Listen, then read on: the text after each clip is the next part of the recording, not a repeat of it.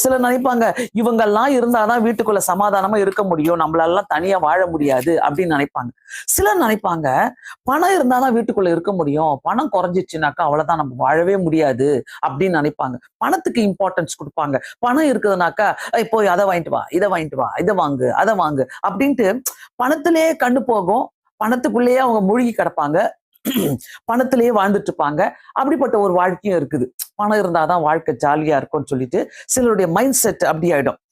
சிலர் பார்ப்பாங்க, வீட்டுக்குள்ள நல்ல சாப்பாடு இருந்தாதான் சந்தோஷம். நல்ல சாப்பாடு செஞ்சுக்கிட்டே இருக்கணும், நல்ல சாப்பாடு சாப்பிட்டுட்டே இருக்கணும், தப்பே கிடையாது.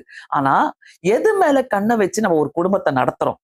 சோ நான் எப்படி பாக்குறேன்னாக்கா, எது இருந்தாலும் எது இருக்குதோ இல்லையோ, happiness always begins at home.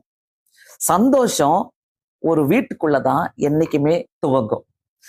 இன்னொன்னு ஒரு முக்கியமான ஒரு காரியம் என்னன்னாக்கா, if you are not happy at home, you cannot be happy anywhere else in the world. அது நல்லா தெரிஞ்சுக்கங்க. நீங்க வீட்டுக்குள்ள சந்தோஷமா இல்லைனாக்கா, உலகத்துல நீங்க எங்க போனாலும் சந்தோஷமா இருக்க முடியாது. சோ உங்களுக்கு யாரு கூடயும் ஒத்து வரல வெளியில, யாரு கூடயும் ஒத்து வராது, யாரு கூடயும் நான் பேச மாட்டேன், யாரு கூடயும் நான் வச்சுக்க மாட்டேனாக்கா, நீங்க வீட்டுல சந்தோஷமா இல்லைன்னு அர்த்தம். நீங்க சொல்லலாம் அது என்னுடைய குணம். இல்ல, வீட்டுக்குள்ளேயே ஒருத்தருக்கு ஒருத்தர் ஒரு சமாதானம் இல்ல, சந்தோஷம் இல்ல, ஒருத்தர் கூட பேச மாட்டோம்னு சொல்லிட்டு இருக்கிறீங்கனாக்கா, நீங்க வெளியில என்னைக்குமே நீங்க சந்தோஷமா இருக்க முடியாது. சோ உங்க கேரக்டரை வைத்து, ஒருத்தருடைய கேரக்டரை வைத்து நம்ம புரிந்து கொள்ளலாம். அவங்க எவ்வளவுப்பட்ட கான்ஃபிளிக்ட்ல இருக்கிறாங்க, எப்படிப்பட்ட பிரச்சனையில இருக்கிறாங்க, வீட்டுக்குள்ள அவங்களுக்கு எப்படி இருக்குது சிச்சுவேஷன், சூழ்நிலைகள் எப்படி இருக்குதுன்னு சொல்லி நம்ம புரிந்து கொள்ளலாம். பிரியமானவர்களே, தயவு செய்து happy family is very important. நான் எவ்ரி டைம் நான் சொல்ல போறேன். ஏன்னா இன்னைக்கு நான் இந்த ஹாப்பி ஃபேமிலியை பத்தி நான் பேசுறேன்னாக்கா, 33 வருஷங்கள் நான் எங்க குடும்பத்தை நடத்திட்டு வரேன். நிறைய அப்ஸ் அண்ட் டவுன்ஸ் வந்திருக்கு தான், வராம இருக்காது, வரணும்.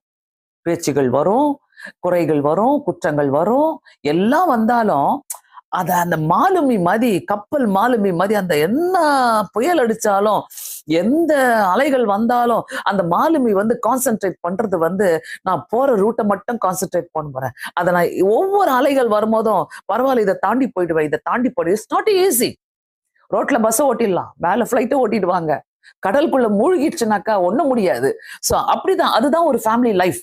ஹாப்பி ஃபேமிலி லைஃப் நீங்க நினைக்கிறீங்கனாக்கா, உங்களுக்குள்ள ஒரு கரேஜ் இருந்தாதான், உங்களுக்குள்ள ஒரு தைரியம் இருந்தாதான், உங்களுக்குள்ள ஒரு கான்பிடென்ட் இருந்தாதான் ஒரு ஹாப்பி மேரிட் லைஃப் நடத்த முடியும். நான் நிறைய பேசியிருக்கிறேன், நிறைய கான்ஃபரன்ஸ் நாங்க நடத்தி இருக்கிறோம்.